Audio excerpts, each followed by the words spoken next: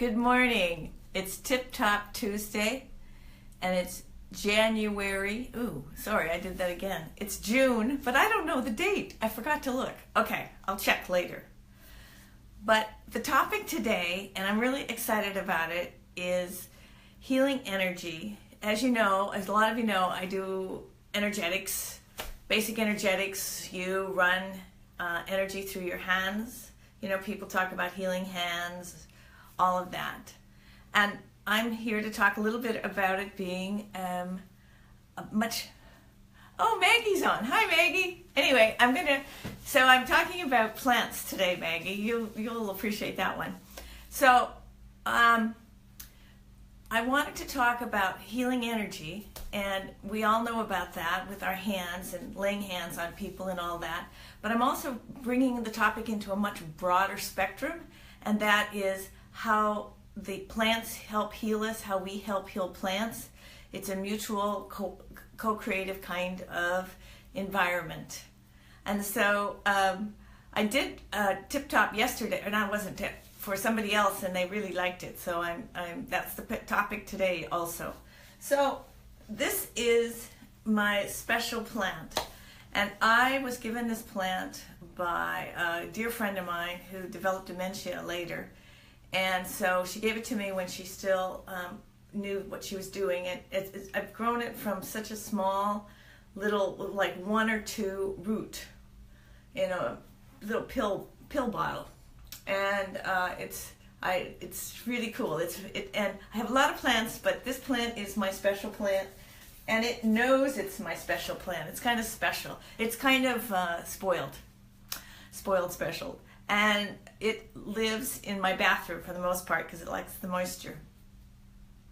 I've been noticing as I give more attention to my plants, then more plants they talk to you. Now this one is very, very alive and happy, and it's saying hi to you. It's got quite a personality, wouldn't you say? Now this plant is not real. This is a silk plant that I have here, and it's nice, but I'm trying to, it's a little teaching moment. I think you can kind of see the difference in how they both feel. Different, huh? Anyway, my plant, I've never named plants. Cars, yes, my car is called Green Dragon, but this plant, yesterday, after we did the little tip-top, and she's feeling like a star, she's a she too, by the way, is named Gladys. Gladys is not a name I would have picked.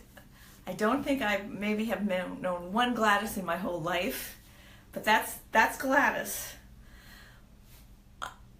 Plants are so important for our well-being. They feed us.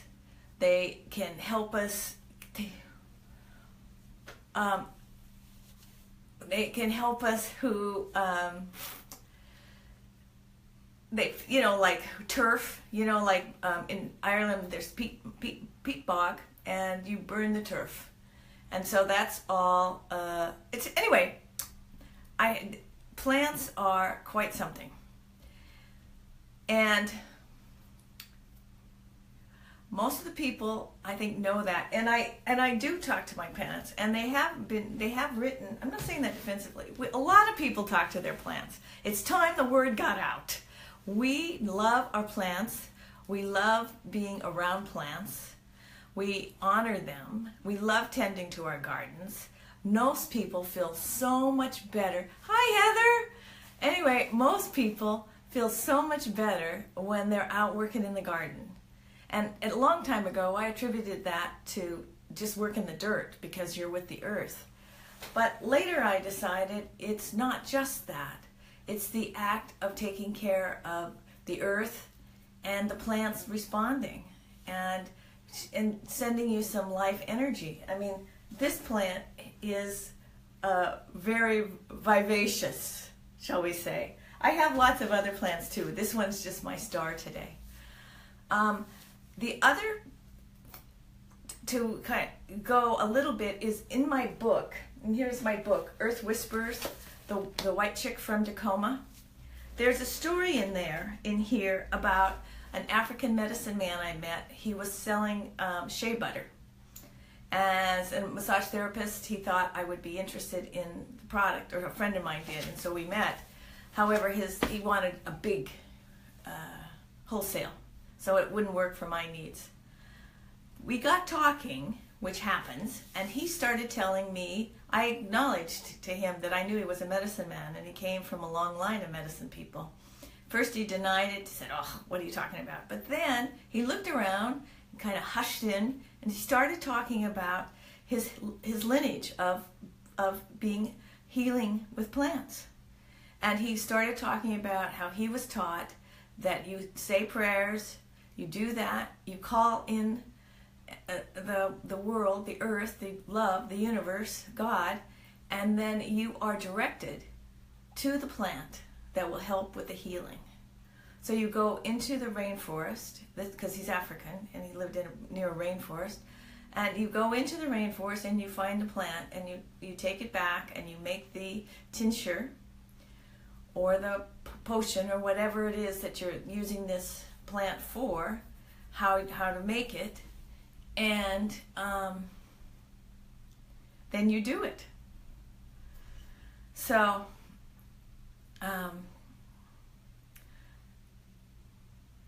he had such a fervent love when he was talking about this, and I think in our hearts we know about that too.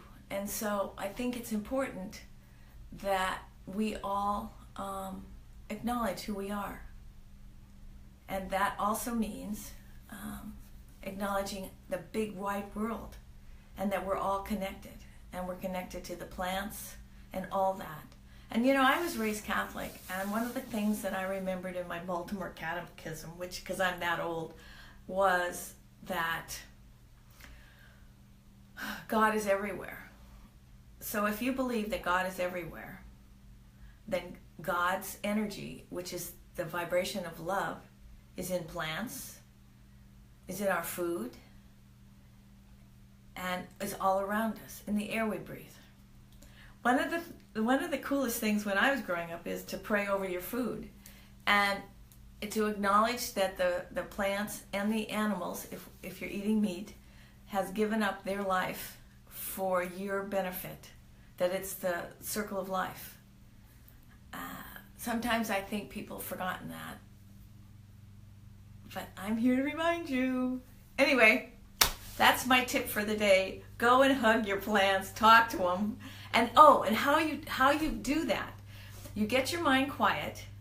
You just kind of send loving thoughts to the plant, and you ask the plant, is there anything you would like to tell me? And then you will get a very strong message. You might have to practice a bit. I've obviously been doing this for a while. And you get a message from the plant. And very helpful, very good, and it's just reminding us how we're all connected. Okay, have a dazzle of a day. Take care. Bye.